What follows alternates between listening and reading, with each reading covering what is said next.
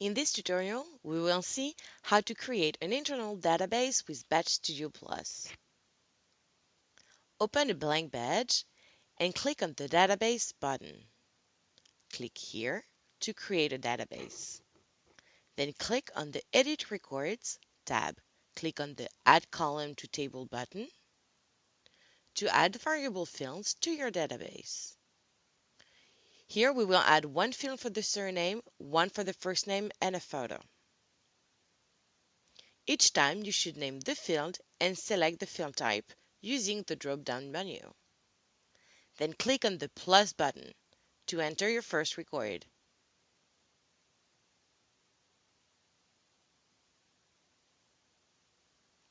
To edit the photo, double-click on the photo field. You can acquire photos using your webcam or digital camera, or navigate to a photo on your hard drive.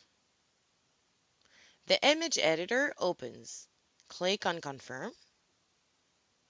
Once the first record has been entered, confirm and create the following records.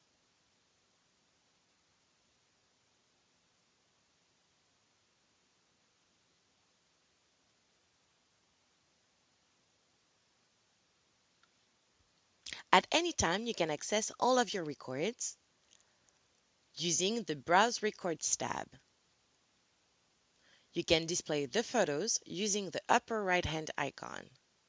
Click on Badge View and open the Database tab on the right. To make variable fields appear on your badge, click and drag the fields from the database to the badge.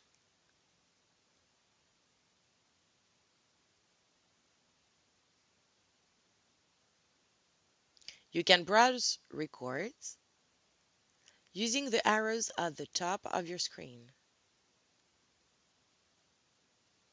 You can also edit records directly from the Database tab. This view allows you to see the changes made to your badge in a dynamic way. If you like, you can also add fixed features which will appear on each badge. For example, let's add a logo and a background, as explained in the previous tutorial.